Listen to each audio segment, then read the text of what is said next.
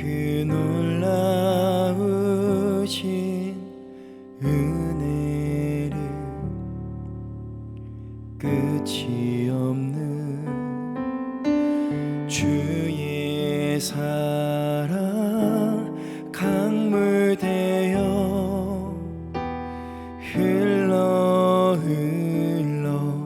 내 영혼에 자유함 주시네. 날 새롭게 하시네. 하나님 사랑 그 사랑 날 자유케 하네. 하나님 사랑 그 사랑 날 회복해 하네.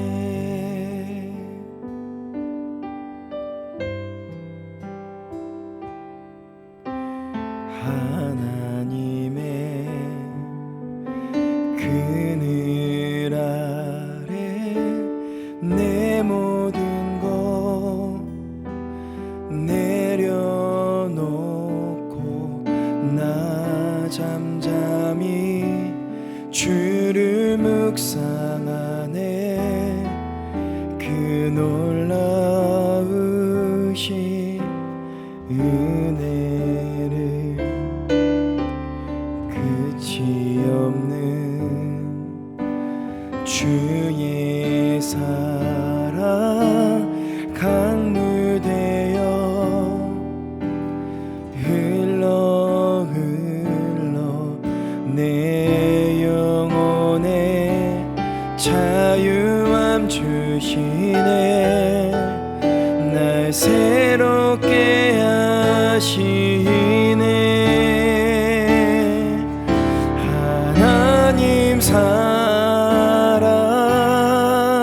그 사랑 날 자유케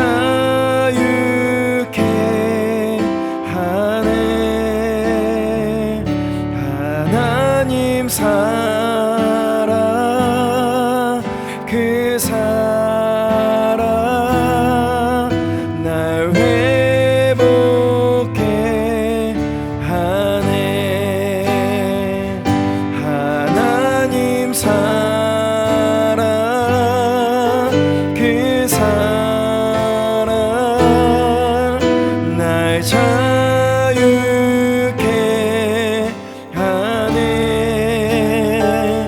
하나님 사랑 그 사랑 날 회복해 하네.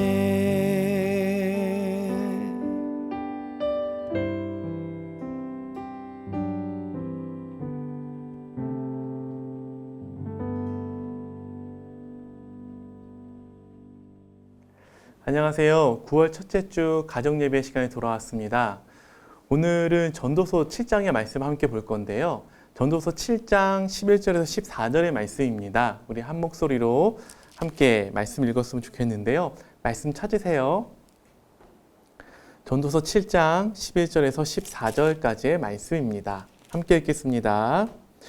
지혜는 유산같이 아름답고 햇빛을 보는 자에게 유익이 되도다. 지혜의 그늘 아래에 있음은 돈의 그늘 아래에 있음과 같으나 지혜에 관한 지식이 더 유익함은 지혜가 그 지혜에 있는 자를 살리기 때문이라. 하나님께서 행하시는 일을 보라. 하나님께서 굳게 하신 것을 누가 능히 곧게 하겠느냐. 형통한 날에는 기뻐하고 공고한 날에는 되돌아보아라. 이 두 가지를 하나님이 병행하게 하사 사람이 그의 장래일을 능히 헤아려 알지 못하게 하셨느니라. 아멘. 인생을 살다 보면은요, 생각지 못한 어려움을 만나곤 합니다. 그 어려움 만날 때에 그 힘듦을 풀어낼 수 있는 것이 여러 가지가 있을 수 있는데 그 중에 하나가 중요한 것이 지혜입니다. 여러분, 지혜하면 떠오르는 인물이 한 명 있죠? 솔로몬 왕이요.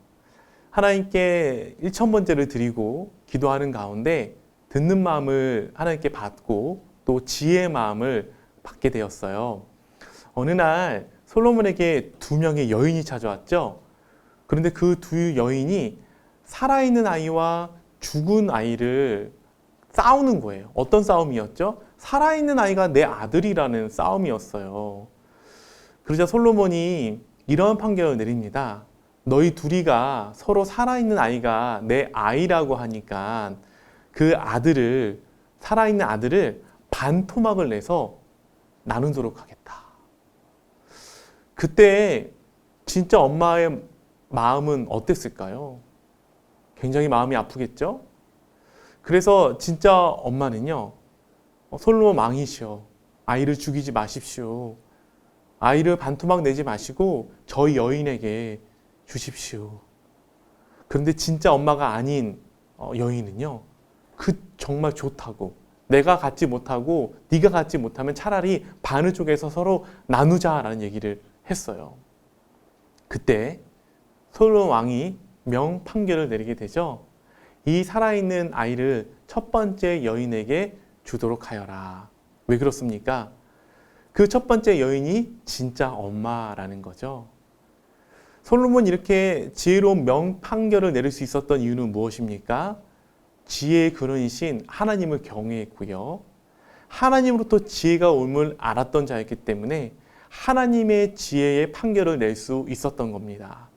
그 소문이 온 땅에 퍼져서요, 솔로몬의 지혜 얘기를 듣기 위해서 금은보화를 싸들고 와서 솔로몬에게 지혜에 대한 얘기를 온 땅의 사람들이 듣게 됩니다.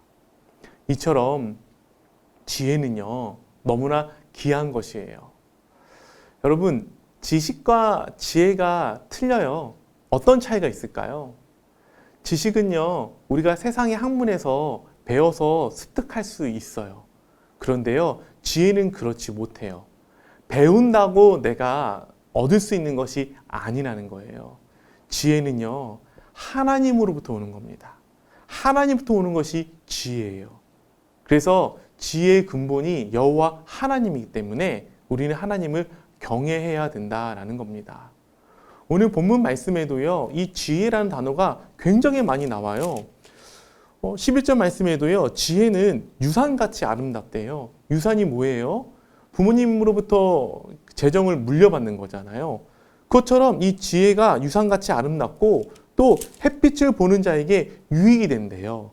또 12절 말씀을 보니까요, 지혜는 그늘 아래에 있음은 돈의 그늘 아래에 있음과 같으나 지혜에 관한 지식이 더 유익함은 지혜가 그 지혜에 있는 자를 살리기 때문이니라. 돈이 있을 때 우리가 누릴 수 있는 혜택이 많잖아요. 그런데 지혜는요, 그 돈의 그늘 아래에 누릴 수 있는 혜택보다 지혜에 관한 지식이 더 유익하다라고 성경은 말씀하고 있어요. 왜냐하면은 지혜는요, 그 지혜 있는 자를 살리기 때문이라고 말씀하셔요. 그래서 지혜 있는 자는 어떤 자입니까? 14절의 말씀을 보세요. 형통한 날에는 기뻐하고 공고한 날에는 되돌아보아라. 이 두 가지를 하나님이 병행하게 하사 사람이 그의 장래일을 능히 헤아려 알지 못하게 하셨느니라. 우리는 한치 앞을 알 수가 없어요. 장래를 알 수가 없어요. 내일을 알 수 없어요. 그런데요, 하나님께서 그 내일에 때로는 형통한 날을 보내기도 하고 때로는 공고한 날을 보내기도 하는데 그걸 통해서 뭘 가르치기 위함이죠? 그 모든 즐거움과 어려움 가운데 지혜를 주시는 분은 하나님이시라는 것을 가르쳐주기 위해서라는 겁니다. 그래서 우리가 날마다 하나님부터 오는 지혜를 구했으면 좋겠어요. 야고보서 1장 5절 말씀에 누구든지 지혜가 부족하거든 후히 주시는 하나님께 구하라라고 말씀하셔요. 그리고 잠언 3장에서는요, 지혜는요, 진주보다 귀하대요. 그리고 지혜는 생명나무래요. 오늘 전도서를 기록한 이 솔로몬이 다른 어떤 것 말하는 것이 아니라 지혜에 대해서 말하고 있어요. 지혜를 구하라라는 거죠. 우리 오늘 이 말씀을 통해서 다시 한번 하나님께로부터 오는 지혜를 구하는 우리 모두 되기를 기도하고 축복합니다. 오늘 말씀을 한 번 더 읽으시고요. 또 함께 나눌 것이 있는데 먼저 첫 번째는요.